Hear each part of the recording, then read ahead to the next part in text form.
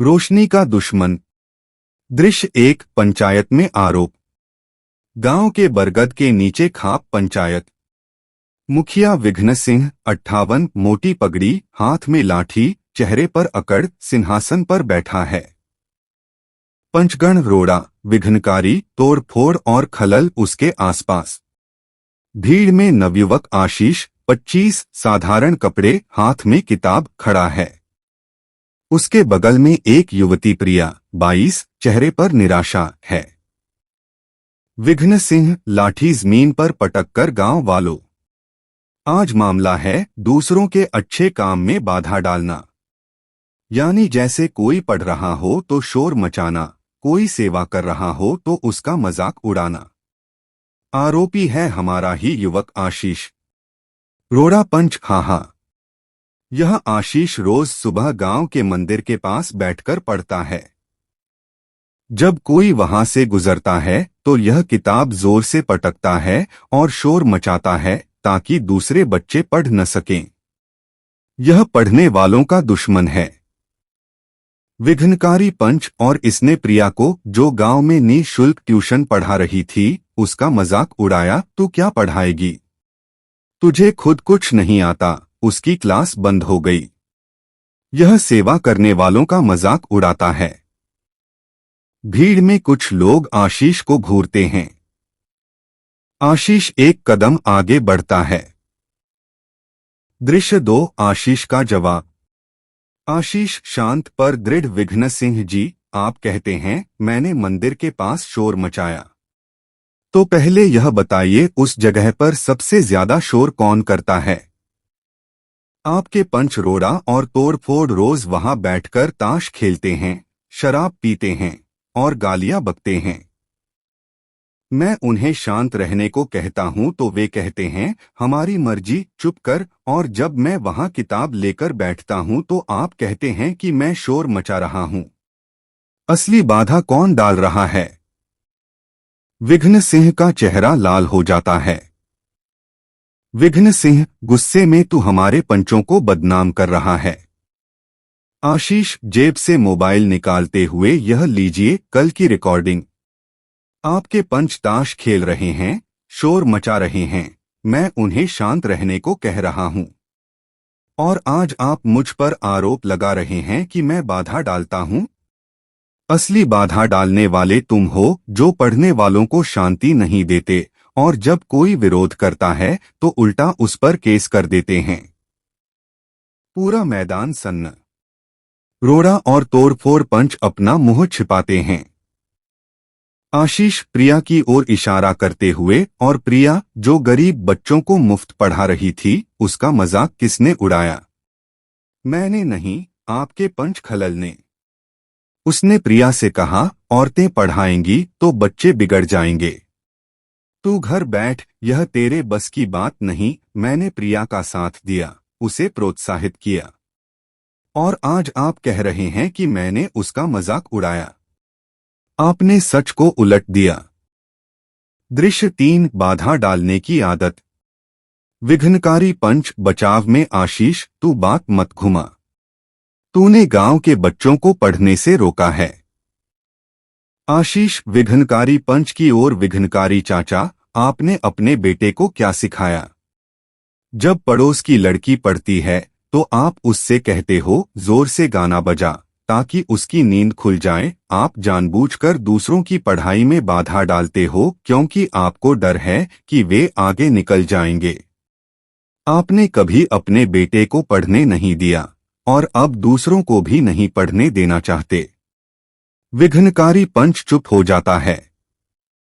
आशीष अब मुखिया की ओर, कड़ा स्वर। और आप विघ्न सिंह जी, आपने पिछले साल गांव में लाइब्रेरी खोलने का प्रस्ताव रखा था, लेकिन जब युवाओं ने उस लाइब्रेरी में पढ़ना शुरू किया तो आपने उसी लाइब्रेरी के सामने नशे का अड्डा लगा दिया ताकि शोर में कोई पढ़ न सके। आपको अच्छे काम से चिढ़ है। आप चाहते हो कि गांव अज्ञानी रहे ताकि आप उन पर राज कर सको। पूरा मैदान सन्न। विघ्न सिंह की लाठी हाथ से गिर जाती है। आशीष पूरे मैदान को संबोधित। गांव वालों, ये लोग मुखिया और पंच ये अच्छे कामों में बाधा डालने के लिए जाने जाते हैं। कोई पढ़ रहा हो ये शोर मचाते हैं, कोई सेवा कर रहा हो ये मजाक उड़ाते हैं, कोई गरीबों की मदद कर रहा हो ये उसे झूठा बताते हैं। क्यों? क्योंकि इन्हें डर है कि अगर गांव में अच्छे काम होंगे, लोग पढ़ेंगे, जागरूक होंगे तो ये लोग अपनी सत्ता खो देंगे। तोड़फोड़ पंच गुस्से में आशीष, तू हमें सिखाने आया है? हमने तो कभी किसी का काम नहीं बिगाड़ा। आशीष तोड़फोड़ पंच की ओर तीखे स्वर में, तो फिर तोड़फोड़ चाचा, आपने कल रात स्कूल के बल्ब क्यों तोड़ दिए? एक लड़की रात को पढ़ रही थी, आपने पत्थर मारकर बल्ब तोड़ दिए। मेरे पास सीसीटीवी फुटेज है। आप चाहते हो कि लड़कियां पढ़े ही नहीं। यह बाधा डालने की बीमारी है, दूसरों की रोशनी बुझाना, क्योंकि तुम अंधेरे में रहना चाहते हो। तोड़फोड़ पंच का चेहरा सफेद पड़ जाता है। भीड़ में से एक महिला चिल्लाती है, हाँ, मेरी बेटी उसी स्कूल में पढ़ती थी। दृश्य 4, न्याय की मांग। विघ्न सिंह अब चारपाई से उठकर भागने की कोशिश करता है, पर भीड़ घेर लेती है। आशीष दृढ़ स्वर में, मैं न्याय की मांग करता हूं। पहली मांग, विघ्न सिंह और सभी पंच सार्वजनिक रूप से प्रिया, मेरे और हर उस व्यक्ति से माफी मांगे जिनके अच्छे काम में उन्होंने बाधा डाली। दूसरी मांग, गांव में एक शांत अध्ययन केंद्र बने जहां कोई शोर नहीं कर सकता और पंचों के लिए यह अनिवार्य हो कि वे वहां शांति बनाए रखें। तीसरी मांग, जो कोई भी जानबूझकर किसी के पढ़ने, सेवा करने या अच्छे काम में बाधा डालेगा, उस पर मुकदमा चलेगा और उसे समाज से बहिष्कृत कर दिया जाएगा, चाहे वह मुखिया ही क्यों न हो। विघ्न सिंह हाथ जोड़ते हुए, आशीष बेटा, हमसे गलती हो गई, हम अब बाधा नहीं डालेंगे, तू माफ कर दे। आशीष ठंडे स्वर में, आपने यही बात 10 साल पहले भी कही थी, अब बाधा नहीं डालेंगे, और हर बार आपने फिर से शोर मचाया, फिर से मजाक उड़ाया, फिर से बल्ब तोड़े। आपकी माफी बेईमानी है, क्योंकि आप बदलना ही नहीं चाहते। वह प्रिया का हाथ पकड़ता है। आशीष, यह प्रिया जिसकी क्लास आपने बंद करवा दी, उसके बच्चे आज सड़क पर खेल रहे हैं, पढ़ नहीं रहे। आपने उनके भविष्य में बाधा डाली और आज आप कह रहे हो, माफ कर दो। माफी उसी की मानी जाती है जो अपनी गलती सुधारे। आपने तो कभी सुधारा ही नहीं, बस माफी मांगकर काम चला लिया। आशीष, आखिरी बार, पूरे मैदान से मैं 10 मिनट में जा रहा हूं। मेरे पास आपके सारे अपराधों के सबूत हैं, शोर के वीडियो, तोड़े गए बल्ब के फुटेज, प्रिया के मजाक की रिकॉर्डिंग। अगर 15 दिन में ये तीनों शर्तें पूरी नहीं हुई तो मैं जिला शिक्षा अधिकारी और पुलिस में रिपोर्ट दूंगा। पंचायत जानबूझकर गांव में शिक्षा और सेवा कार्यों में बाधा डाल रही है। तब देखते हैं कि आपकी बाधाएं अदालत में कितनी चलती हैं। आशीष प्रिया को लेकर मंच से उतरता है। भीड़ खड़ी होकर तालियां बजाती है। विघ्न सिंह चारपाई पर गिर जाता है।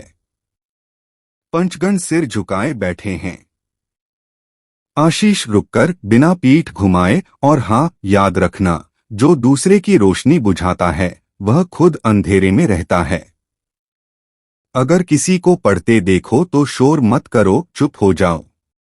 अगर कोई सेवा कर रहा हो तो मजाक मत उड़ाओ, उसका साथ दो, क्योंकि अच्छे कामों में बाधा डालना सबसे बड़ा पाप है। यह समाज को पीछे धकेलता है। आज फैसला करो, तुम बाधा बनोगे या सहारा। आशीष चल देता है। भीड़ तालियां बजाती रहती है। समाप्ति टिप्पणी, ऑफ स्क्रीन। दूसरों के अच्छे काम में बाधा डालना यह छोटे दिल की बड़ी बीमारी है। जो पढ़ने वालों से चिढ़ता है वह खुद अज्ञानी होता है। जो सेवा करने वालों का मजाक उड़ाता है वह खुद निकम्मा होता है। ये लोग डरते हैं कि दूसरे आगे निकल जाएंगे, इसलिए वे उनकी रोशनी बुझाने की कोशिश करते हैं। पर सच तो यह है, रोशनी कभी बुझती नहीं।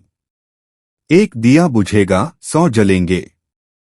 आज से पूछो, तुम बाधा बन रहे हो या मददगार? तुम शोर कर रहे हो या शांति दे रहे हो?